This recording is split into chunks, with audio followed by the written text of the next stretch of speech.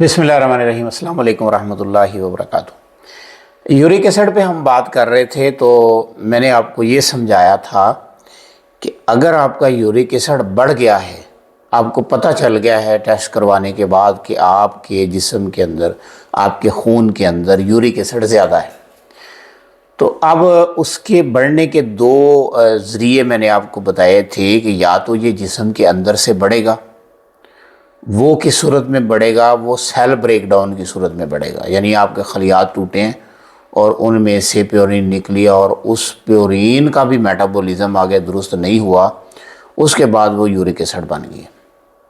और दूसरा ज़रिया जो मैंने आपको बताया था वो ये था कि आपने बाहर से इंटेक ज़्यादा ले लिया, यानी ऐसी ग़िज़ाएँ ले ली हैं जिनमें प्योरीन ज़्यादा थी और प्योरीन जिस्म के अंदर गई लेकिन उसका मेटाबॉलिज्म दुरुस्त नहीं हुआ तो यूरिक एसिड बन गया।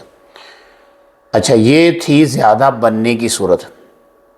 और दूसरी सूरत होती है कि यूरिक एसिड जो बना है वो निकलता नहीं है प्रॉपर, गुर्दों ने उसको फ़िल्टर नहीं किया, उसको निकाला नहीं है। तो ये दो सूरतें जो है ना ये पाई जाती हैं यूरिक एसिड के बढ़ने में।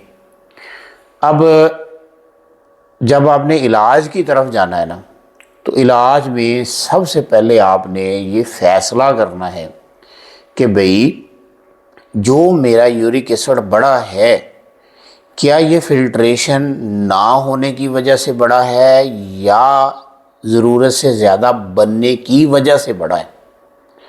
क्योंकि अगर आपने यहाँ पे फ़ैसला नहीं किया तो फिर आपका इलाज दुरुस्त नहीं होगा। क्यों भला? अगर फ़िल्टर ना होने की वजह से या जिस्म से ना निकलने की वजह से बढ़ा है तो ये मसला है गुर्दों का, कि गुर्दों ने वो काम नहीं किया जो उनको करना चाहिए था।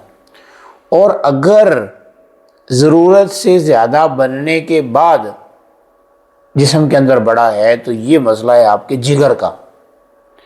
आपके लिवर ने वो पूरा काम नहीं किया, क्योंकि आपकी जो प्योरीन थी ये आपके जिस्म का सोना था, इसने आके मेटाबोलाइज्ड होना था, आपके लिवर में प्रोसेस होना था यहाँ पे। फिर इसमें से दोबारा न्यूक्लियोटाइड बनने थे, इसमें से एटीपी एनर्जी बननी थी, इसमें से बहुत सारे तामीराती काम होने थे। लेकिन यहाँ पर क्या हुआ? यहाँ पर ये हुआ कि लिवर के अंदर वो एंजाइम नहीं बने जिन्होंने इसको मेटाबोलाइज करवाना था। तो उस सूरत में क्या हुआ कि ये जिस्म के अंदर तामीरी कामों में खर्च होने की बजाय ये यूरिक एसिड बन गई।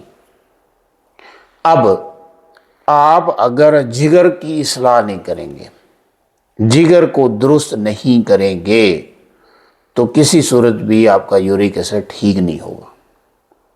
ठीक है, एक सूरत में आपने जिस्म की सफाई करनी है, दूसरी सूरत में आपने जिगर के फेल को तेज़ करना है। दोनों का इलाज अलग-अलग है, गो के इनका आउटपुट एक है, यानी यूरिक एसिड खून के अंदर बढ़ा हुआ है। अब अगर यहाँ पर आप डायायूरेटिक मेडिसिन लेते रहेंगे या कोई ऐसी अद्वियात जो ज़बरदस्ती यूरिक एसिड को खून से निकालने की कोशिश करती रहेंगी, तो इस सूरत में आप 10 साल दवाइयाँ खा चुके होंगे, 20 साल और भी खाएंगे, मसला हल नहीं होगा। ठीक है जी। तो अब आपने यही करना है। अब आते हैं जी, इसका हमें कैसे पता चलेगा, किस तरह पता चलेगा? आपने देखें टेस्ट करवाया सीरम यूरिक एसिड का, यानी यूरिक एसिड को खून में से टेस्ट करवा लिया आपने, बढ़ा हुआ मिल गया आपको। अब आप क्या करेंगे? अब आप यूरिन का टेस्ट करवाएंगे। यूरिन के टेस्ट में यूरिन जमा किया जाता है 24 घंटे। तो 24 घंटे के यूरिन में से फिर यूरिक एसिड को चेक किया जाता है। उसमें देखा जाता है कि क्या 24 घंटों में जितना यूरिक एसिड गुर्दों के ज़रिए निकलना चाहिए था उतना निकला है कि नहीं निकला। अब यहाँ पे दो सूरतें हो सकती हैं, या तो उतना निकला है या नहीं निकला। अगर तो पूरा निकला है तो इसका मतलब है कि जिस्म के अंदर ही यूरिक एसिड ज़्यादा बन रहा है, और अगर उतना नहीं निकला जितना निकलना चाहिए था तो फिर समझ आ गई कि भाई ये गुर्दों के फिल्ट्रेशन के अमल की वजह से जो है ना ये यूरिक एसिड बढ़ा है। اب ان دونوں کا علاج پھر انہی کے اصولوں کے مطابق ہوگا، وہ انشاءاللہ اگلی ویڈیو میں عرض کروں گا۔ اگر آپ کو یہ سلسلہ اچھا لگا ہے تو اس کو لائک کریں، کمنٹ کر کے بتائیں کہ آپ مجھے کہاں سے دیکھ رہے ہیں، اور چینل کو سبسکرائب کر لیں، ٹھیک ہے، بیل کے آئیکن کو پریس کر لیں تاکہ آنے والی ہر ویڈیوز آپ کو ملتی رہیں، اور ویڈیو کو شیئر ضرور کرنا ہے آپ نے، ٹھیک ہے جی۔ دعا میں یاد رکھیے گا۔ اللہ حافظ۔